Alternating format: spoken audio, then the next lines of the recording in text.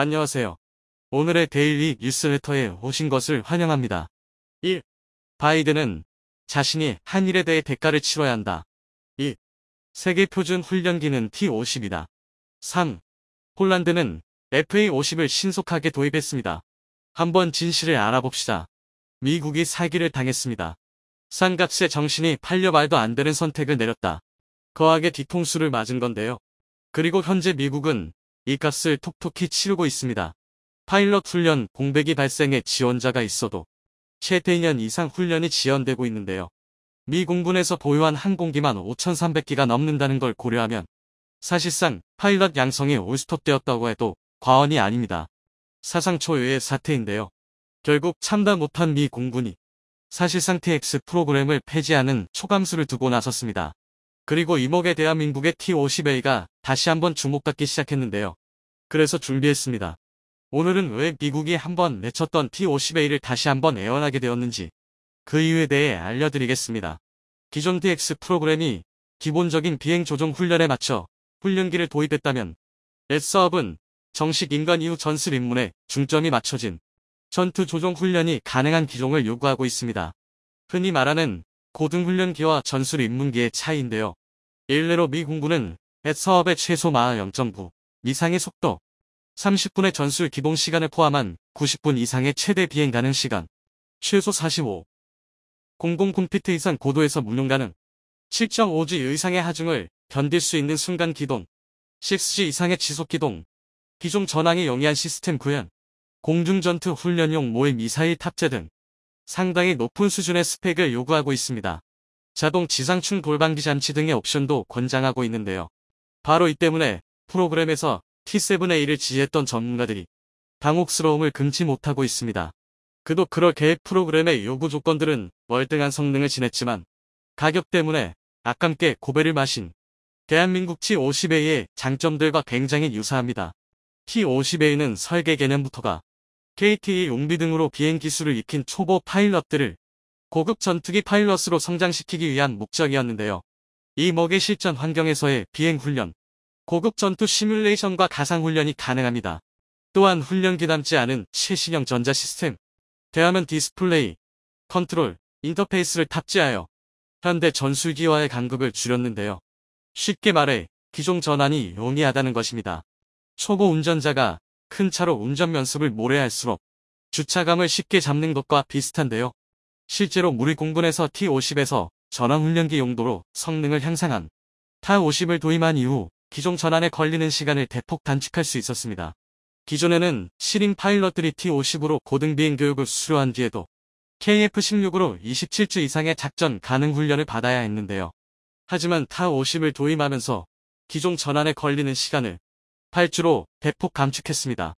심지어 F-15K의 경우 훈련 비행 시간을 300시간 이상 단축시켜 교육과정을 1년 6개월 이상 단축했는데요. 이론상 지원자만 충분하다면 연간 80여 명의 전투기 파일럿을 양성할 수 있는 셈입니다. 게다가 T-50A는 훈련뿐만 아니라 다양한 임무와 운용 환경에 대응할 수 있도록 설계되어 있는데요. 유사시 공중 전투는 물론 CAS, CD 등 지상 공격 타깃 파괴 등의 임무를 수행할 수 있는 다목적 기능을 갖추고 있습니다.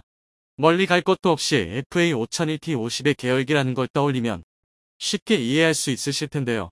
이외에도 T-50A는 비행 제어 시스템, 자동 비상 절차, 충돌 회피 시스템 등을 포함하며 파일럿의 안전성을 최대로 확보하고 있습니다.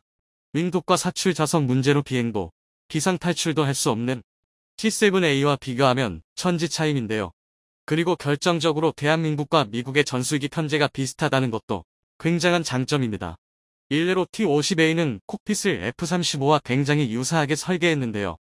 이뿐만 아니라 미 공군에서 채택한 문타입 공중급 유구를 설치하고 내장 시뮬레이터를 탑재해서 사실상 F-35, F-16, F-15에 모두 대응할 수 있습니다. 대한민국이 F-35, KF-16, F-15K로의 기종 전환을 염두에 두고 T-50을 하이 스펙으로 개발한 성과가 빛을 발하는 건데요. 더군다나 T-50A는 이미 전세계 계열 기종만 160기 이상 배치되어 있습니다. 인도네시아에는 T-50타-50 제품 22기 수출한 상태고 이라크 FA-50 24기, 필리핀 FA-50 12기, 태국 T-50 14기를 운용 중이고 폴란드, 말레이시아는 한창 생산과 인도가 진행 중입니다. 그리고 이 중에서도 특히 필리핀에서는 실전 경험을 치르면서 신뢰성까지 검증되었습니다. 2016년 필리핀 공군에 취역한 FA-52대가 필리핀 남부에서 이실과 연계된 무슬림 반군 조직을 공습하면서 첫 실전을 치른 건데요. 이뿐만 아니라 이듬해에는 필리핀 반군의 아부 사야프 캠프를 공습하면서 지상 공격 능력을 입증했습니다. 물론 두 사례 모두 이렇다 할 대공하기가 없는 대상이었지만 그럼에도 초저고도에서 무효도 폭격을 성공시켰다는 건 T-50 계열 항공기의 근접 항공 지원용 만전 장치들이 제대로 작동하고 있음을 입증한 것과 같은데요. 이처럼 T-50 계열 항공기들은 이미 완성되어 훈련기부터 경공격기까지 다양한 목적으로 운용 중인 기종인 만큼 개발 비용이나 개발 기간이 지연될 위험성이 현저히 낮은 게 장점입니다. 가깝게는 T-7A, 멀게는 F-35의 개발 지면으로 이미 질릴 대로 질려버린 미 공군이라면 충분히 메리트를 느낄 만한 장점입니다. 신규 개발비가 추가될 일도 없는데요. 아무리 매해 국방비에만 1,000조 원 이상 쏟아붓는 미국이지만 유지보수, 개발 지면으로 출줄새 나가는 예산은 감당하기 어렵습니다.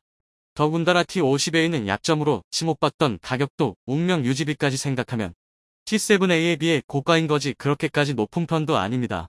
당장 노인 학대 수준인 T-38은 시간당 운명비만 1,200만원에 달하고 미군이 초등훈련기 T-6 택산이도 시간당 유지비가 285만원입니다. 대한민국 공군이 운용 중인 T-50의 명간 유지비가 5억 3천만 원, 시간당 약 320만에서 380만원 선인 걸 생각하면 그다지 부담스러운 수준도 아닙니다.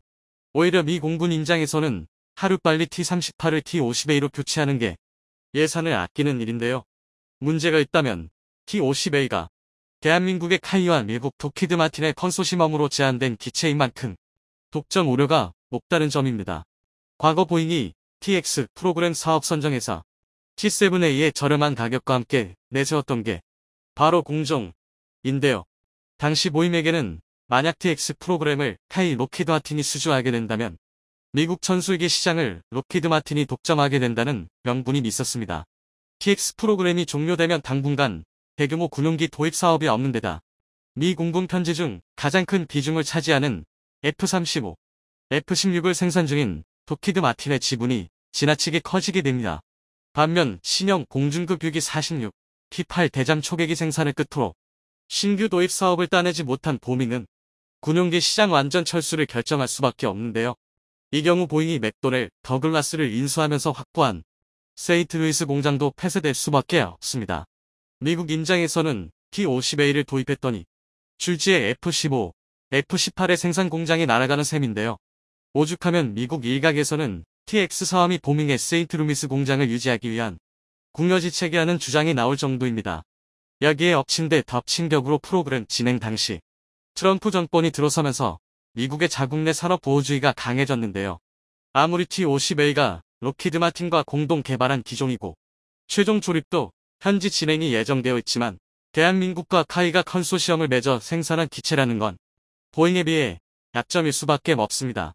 따지고 보면 이목에 보잉과 T-7A가 그렇게 거한 사기극을 치고도 박살나지 않을 수 있었다 해도 무리가 아닙니다. 하지만 결국 이 공군의 인내심도 바닥나 버리고 그렇게 시작된 게 S사업인데요. 심지어 현재 카이는 사업에 참여하면서 T-50A의 개량형인 TF-50을 제안 중입니다. 그야말로 심기일전의 강모로 미국 시장에 다시 한번 도전하는 건데요.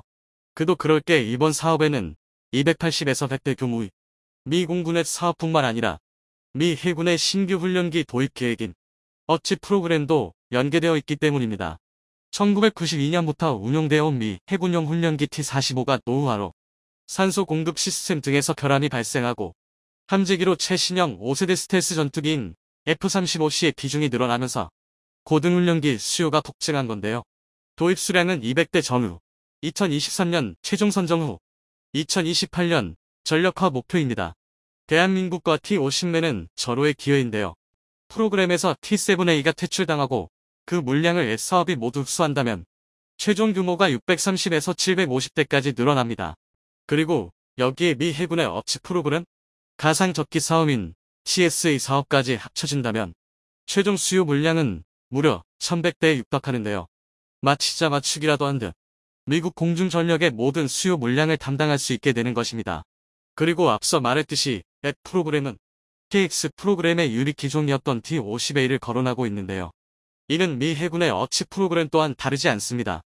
현재 미 해군은 사출 좌석을 갖춘 목저형 훈련기와 정밀 착륙 모드, 자동 지상 충돌 회피 시스템과 함께 레이더, 전자광학 적외선호 IR, 레이더 경보 수신기 RWR, 전자지원 측정 ESM, 전자전 EA 센서 적용, 공대공 및 공대지 훈련 시뮬레이션 지원을 요구하고 있습니다. 다만 문제가 되는 건 항공모함에서 터치앤 고가 가능한 능력을 요구하고 있는데요. 쉽게 말해 함재기로서의 역할을 수행할 수 있는 훈련기여야 한다는 것입니다. 결국 대한민국은 T-50의 함재기형을 개발해야 한다는 과제가 남았는데요. 그러나 어차피 한국형 항공모함이 배수량 4만 톤 이상의 중형 항모로 결정된 이상 이 착한 훈련이 가능한 훈련기는 KF-21N 때문이라도 개발해야 했습니다. 차라리 이참에 항공모함 훈련용 T-50 계열기를 개발하게 된다면 사업의 당락을 떠나 장기적으로 대한민국의 안보에 이득이 될 텐데요. 그래도 역시 가장 최선의 결과는 앱, 어치, TSA를 모두 대한민국이 따내는 것입니다. 하지만 사실상 경쟁 기종이 보밍의 T7뿐이라는 걸 제외하면 내 사업의 요구 조건을 모두 만족하는 건 T-50뿐입니다. 전 세계에서 2위를 다툰다는 미 공군과 미 해군이 모두 도입한다면 T-50의 미군 제식이라는 프리미엄을 무지는 것도 무리가 아닌데요. 전 세계 방산 시장이 모두 원하는 흥행 보등 수표가 대한민국 앞으로 발급되는 것입니다. 당장 표면적인 물량은 1100대지만 미국의 동맹국이 대부분 F-16에서 F-35로 이어지는 하이로우 믹스 체계를 운용 중이라는 걸 감안하면 잠재적 수요 물량은 예측하는 게 불가능한 수준인데요. 현재 미국이 진행 중인 신규 훈련기 도입 사업들은 늦어도 2024년 말 모든 결정이 끝날 것입니다. 부디 2023년이 글로벌 표준 훈련기 T-50이 탄생하는 해가 되길 기대하겠습니다. 폴란드에 수출할 경공격기 FA-50GF 캐필러의 형상이 처음 공개됐습니다. 군 당국에 따르면 한국항공우주산업은 폴란드 수출 1차분 FA-50GF의 품질 검사를 진행했다고 밝혔는데요. FA-50GF는 높은 선수금 지불 등 폴란드 측의 신속한 FA-50 도입 의지에 따라 납품 간격을 메꾼다는 의미의 캐필러를 명칭으로 사용했습니다. FA-50GF 기체의 색상은 전체적으로 회색 바탕의 하부는 이보다 짙은 회색으로 되어 있는데요. 또 한 쌍의 주날개와 수직 꼬리날개엔 폴란드를 상징하는 붉은색과 흰색 사각형 표식이 그려져 있습니다. FA-50GF는 주요 기능과 무장 능력이 CA-50 블로기와 유사하지만 기존 위성 위치 확인 시스템, 체계의 상용 내장형 위성 항법 장치가 적용됐다는 차이가 있는데요.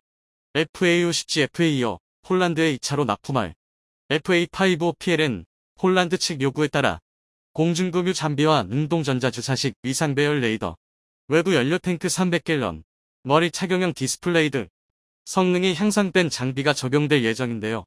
무장으론 공대공 미사일 사이드와인더의 최신 버전인 AIM-9X, 타기팅 포드, 레이저 유도 폭탄 GBU-12 등 공대지 능력이 추가되는데요. 카이는 초도기 2대를 시작으로 연내 FA-50GF 12대 납품을 완료할 계획으로 또 2025년 11월 초도 2대를 시작으로 2028년 9월까지 FA-55P의 36대의 납품을 마친다는 방침입니다. 폴란드 측은 앞서 카이와 FA-50 기종 48대 도입을 위한 4조 원대 계약을 맺었고 작년 11월까지 선수금 1조 2천억 원을 납입했습니다. 한국항공우주산업이 복자형인 경공격기 FA-50을 개조해 사천격인 단자형 F-50을 새로 제작해 미국 수출을 본격적으로 추진한다는 계획도 밝혔는데요. 카이는 이 단자형 F-50을 토대로 현재 개발 중인 국산 초음속 4.5세대 전투기 KF-21 수출형 장접을 추가해 미국해 공군이 진행 중인 고등 전술 입문기 구매 사업에 도전하게 됩니다. 제작해 미국해 공군이 진행 중인 고등 전술 입문기 구매 사업에 도전하게 됩니다. 단자형 F-50은 과거에도 복저형 FA-50과 별도 제작 기획안을 세웠으나 비용 등 문제로 포기된 바 있었는데요. 카이에 따르면 현재 복저형인 FA-50의 후방석에 연료 탱크를 추가해 FA-50 단자형 개발하기로 했으며 FA-50 단자형은 연료 탱크 추가로 FA-50 대비 작전 임무 반경이 25% 증가될 것으로 예상되는데요. 카이 측은 임무 반경 확대와 더불어 조종실 성능 개선, 항공전자 비행 지역 개선 공대 공공대지, 미사일 성능 개량 수명 연장 등을 통해 수출 경쟁력을 향상시킬 것이라고 기대감을 표시했습니다. FA-10 단주화용 사업은 내년부터 2028년 개발을 목표로 진행되는데요. 카이는 FA-10 단자형을 기반으로 앞으로 개발될 KF-21 보람의 수출형의 장점을 살려 미국 수출형인 FA-10을 개발한다는 보관을 밝혔습니다. 한국항공우주산업은 최종적으로 현재 개발 중인 KF-21 보람의 미국 수출형 장점을 살려 FA-10 미국 수출형을 개발해 내년부터는 세계 최대 규모인 미국 시장에 올인한다며 미국은 공군의 고등훈련기, 사업회군의 TSA 전술대체 항공기 어치신기 훈련기 등 세계 대형 사업을 추진하는데 향후 40년 이상 기간 카이 먹거리가 저 사업들에서 나올 수 있다고 밝혔는데요. 카이는 이들 세계 사업을 통한 퀀텀 점프로 2050년 연매출 40조 원을 달성해 세계 7위권 항공우주 전문 기업으로 성장한다는 비전을 제시했습니다. 미 공군의 사업을 로키드 마틴과 카이 컨소시엄이 따를 경우 최소 100대 최대 400대 고등 전술 인문기 200m 가상접기, 인무기 200대까지 가능성이 있는데요. 미국 측은 F-16이나 F-35 등 고가의 전투기를 구매할 여력이 없는 동맹국 및 우방국들이 구매할 경전투기로서 일시 매력적인 대안이 될 것으로 보고 있는 상황으로 알려졌습니다. 이와 함께 카이가 로키드 마틴과 함께 미 해군의 TSA 어치 사업에 성공할 경우 전체 규모는 400에서 600대에 이를 것으로 예상됩니다.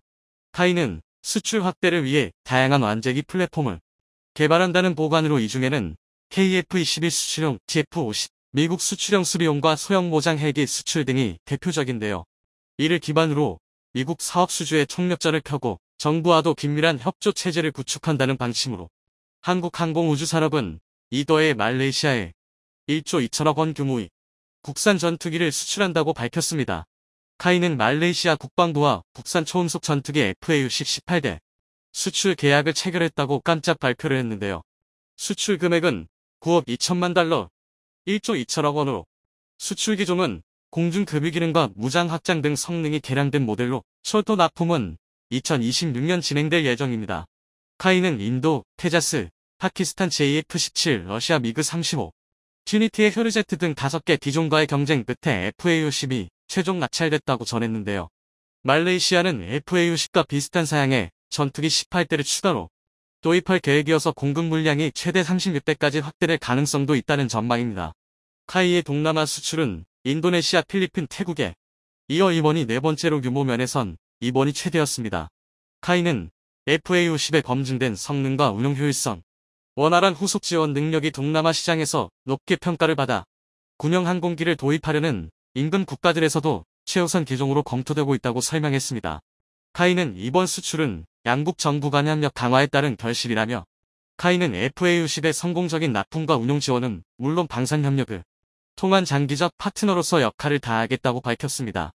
이로써 한국의 전투기 납품량은 크게 늘어날 것으로 전망되고 있는데요.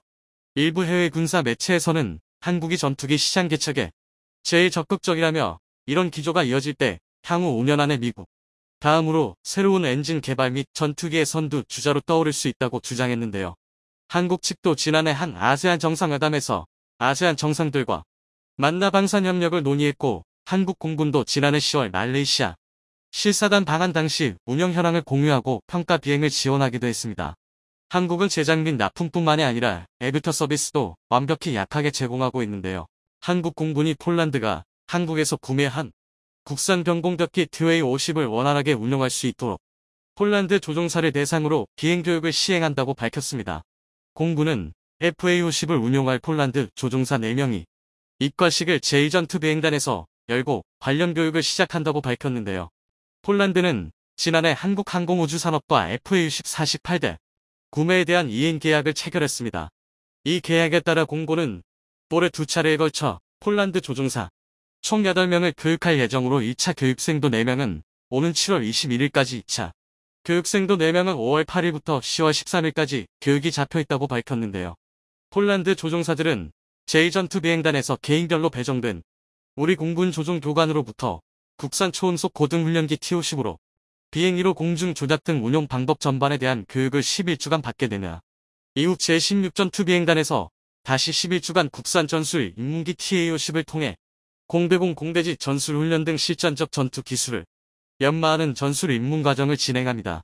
입문 과정이 종료되면 카이로 이동해 일주간 FAUC 시뮬레이터를 탑승하며 지상에서의 비행 숙달 훈련을 마치고 폴란드로 귀국하게 되는데요. 교육을 받을 예정인 폴란드 조종사야 체크슬라벤크 소령은 지난해 폴란드 댕글린 공군기지에서 펼쳐진 블랙이글스 에어쇼에서 시오심의 놀라운 기동성을 매우 인상 깊게 봤다며 이 우수한 항공기의 조종반을 직접 잡아 뜯겠다고 밝혔습니다. 그러면서 대한민국의 우수한 비행 교육 시스템을 통해 폴란드의 영공을 굳게 지킬 모든 노하우를 배우고 돌아가겠다고 포부를 밝혔습니다. 교육을 주관하는 일잠비 통합교육훈련 대대장 소령은 국산 항공기와 함께 우수한 한국형 비행 교육 체계를 수출한다는 마음으로 교육훈련을 계획했다고 밝혔습니다. 이어 폴란드 조종사들이 새로운 항공기에 잘 적응하고 전투 기술을 연마해 폴란드 자국의 영공 수호에 활용할 수 있도록 최선을 다해 돕겠다고 밝혔는데요. T-50과 TA-50, FA-50 등 T-50 계열 항공기를 현재 운용 중인 국가는 인도네시아, 이라크, 필리핀, 태국 등 총 4개국입니다. 묵용 국가로 추가될 폴란드는 FA-50P를 운용할 예정으로 펜은 FA-50 시리즈 중 최초로 능동기상 배열 레이더를 탑재하고 중거리 공대공 미사일을 장착하기로 결정해 우리 공군이 운용하는 기체보다 성능상으로 앞설 것이라는 평가를 받고 있습니다. 최근에도 한국항공우주산업 카이는 약 5개월 만에 말레이시아와 FA-50 18대 1조 2천억 원 규모 계약을 성사시켰습니다. 인도네시아, 필리핀, 태국에 이어 동남아시아에서 네 번째 계약 규모로는 동남아 국가 가운데 최대인데요. 세계적으로 경전투기 수요가 늘어나는 가운데 FA-50의 뛰어난 성능과 사후 관리 능력이 널리 인정받고 있는 것입니다. 카이는 이집트 시장을 공략하며 아프리카 진출도 노리고 있습니다. 호주에서 열리는 에볼론 국제 에어쇼에 처음으로 참가해서 오세아니아주까지 영역을 확장하기 시작했습니다. 카이는 내년에 세계 최대 시장인 미국 진출을 이뤄내겠다는 계획 장기적으로 1,000대 수출이 목표입니다. FA-50의 성공은 순조로운 개발 과정을 밟고 있는 KF-21의 수출로 이어질 수 있어 의미가 더 깊습니다. 일본 밀리터리 매체들은 이에 대해 유해의 반응을 내놨는데요.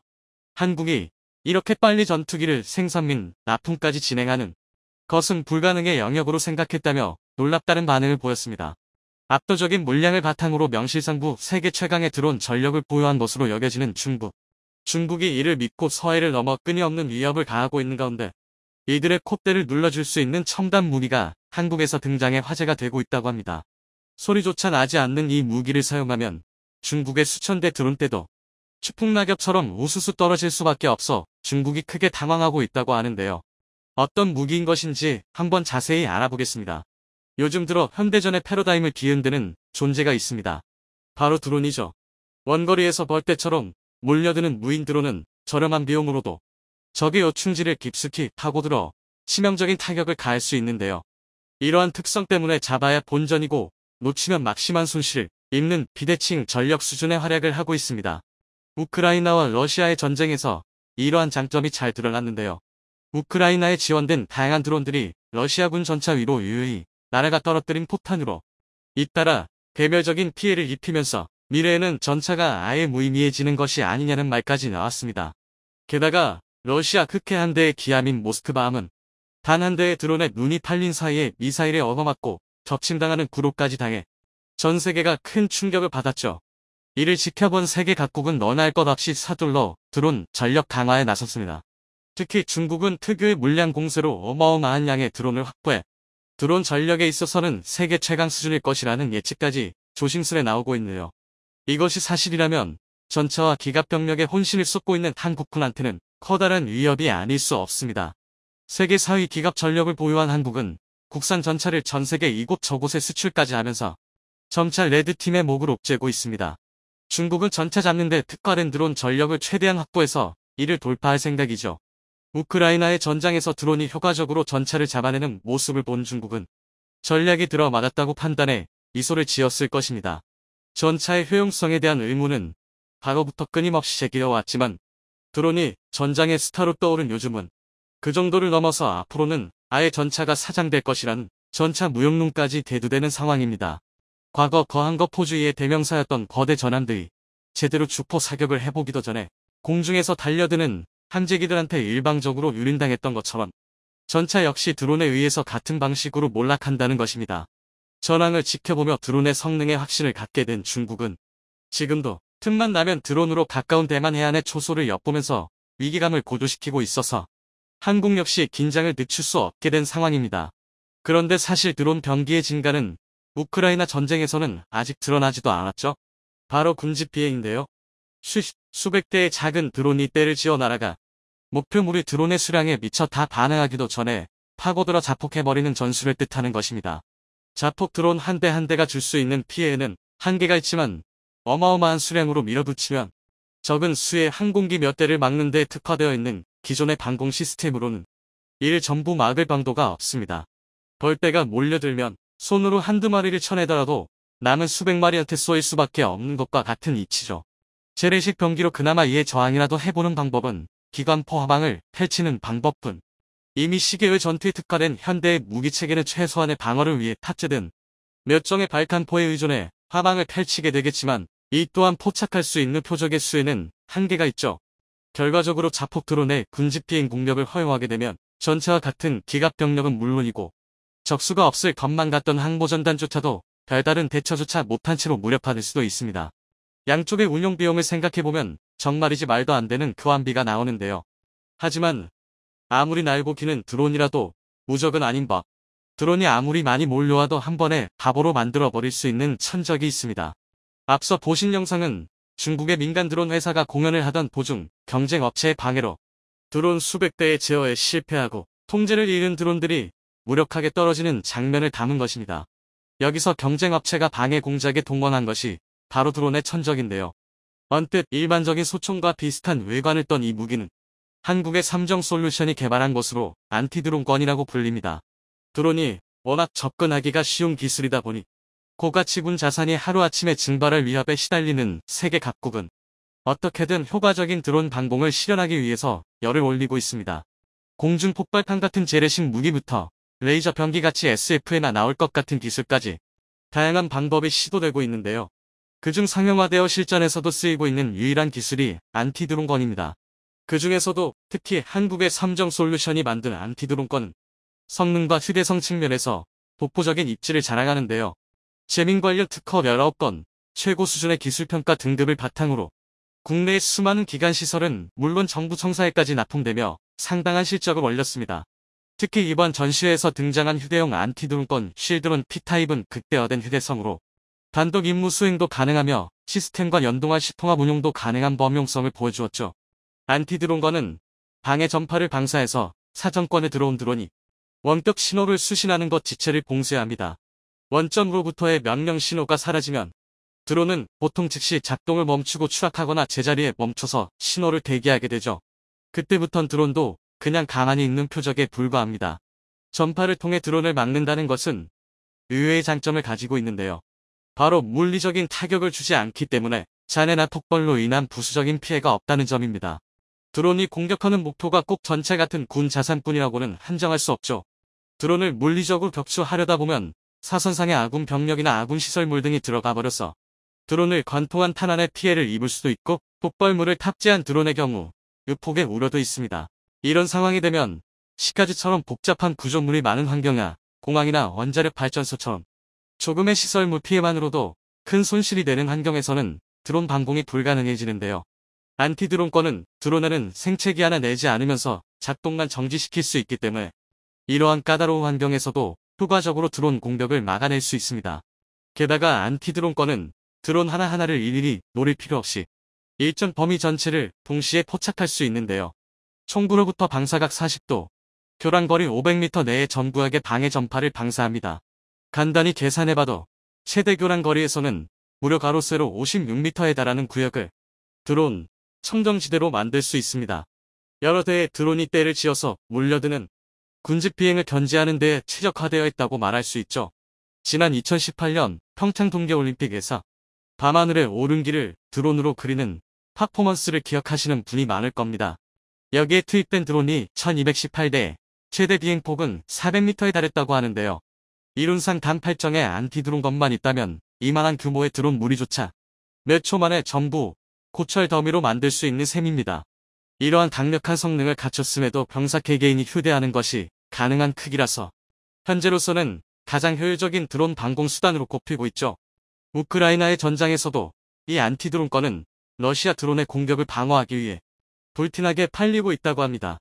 하지만 아무래도 탄생한 지 얼마 되지 않은 무기다 보니 아직 개선의 여지가 많이 남아 있습니다.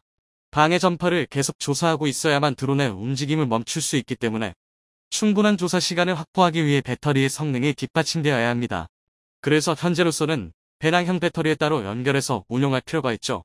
또한 물리적 타격을 주지 않는다는 장점의 반대 극부로 드론을 정지시키는 한정적인 효용만 제공하기 때문에 드론을 파괴하려면 추가적인 공격을 가해 주어야 합니다. 이러한 단점을 해결하기 위해 제시된 방법이 총기 액세서리형으로 개량하는 것인데요. 고성능 경량 배터리와 일체화하고 개인 화기의 레일 마운트에 호환시켜 드론을 정지시킨 후에 즉시 실탄을 쏘아 무력화시킬 수 있도록 한 것이죠.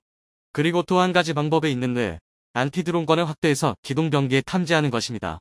최근 LIG 넥스1은 차세대 드론 방어 체계의 개발에 착수했는데요. 상용 드론에 대한 탐지와 식별, 재민이 가능한 제머를 차량에 탑재하는 방식이죠. 이 제머의 작동 메커니즘은 기본적으로 안티드론건과 동일한 것인데 사람이 지고 다닐 필요가 없으므로 배터리 용량 및 출력에 대한 제약이 사라집니다. 또한 후일 이 시스템이 전차와 같은 기갑 차량에 탑재되게 되면 자연히 화력 체계도 갖춰져 있을 것이기 때문에 정지시킨 드론을 파괴하는 일도 간단히 수행할 수 있습니다. 드론 병기의 등장으로 전차 무용론까지 대두된 가운데 향후 등장할 전차들도 이에 저항하기 위해 드론 방어 체계를 기본적으로 탑재하게 될 가능성이 높은데요. 한국의 LIG가 발빠르게 드론 방어 체계에 뛰어든다. 한국의 기갑병력은 중국의 드론 위협에 대응할 능력을 갖추는 동시에 점점 커지는 안티드론 시장을 선점해 큰 이득을 볼 수도 있을 것으로 여겨집니다. 드론이 전장에서 활약하며 전 세계적인 충격을 주었던 만큼 안티드론건과 드론 방어 체계 역시 매우 빠르게 발전하면서 단기적인 상황만 보고 설분리 드론 전력 강화의 역량을 쏟았던 중국은 당황하고 있다고 하는데요. 그도 그럴 것이 기껏 벌떼 같은 드론을 만들어 띄워도 안티드론건의 사정거리 안에만 들어가게 되면 우수수 쩔어져 무용지물이 될 뿐만 아니라 내부의 정보까지 수집당할 수도 있어 안 하는 이만 못한 일이 되기 때문입니다. 특히 한국이 이 분야에서 빠르게 치고 나가자 중국은 한국의 전차대를 도대체 어떻게 처리해야 할지 다시금 깊은 고민에 빠졌습니다. 한국이 기술력으로 또다시 오만한 중국의 콧대를 눌러준 가운데 이미 한국의 드론 방공 기술을 수입하길 원하는 국가들이 줄을 서 대기 중인 상황. 한국이 앞으로도 이렇게 군사 기술과 수출 시장 양측에서 전 세계를 선도해 나갈 수 있기를 기원해 봅니다.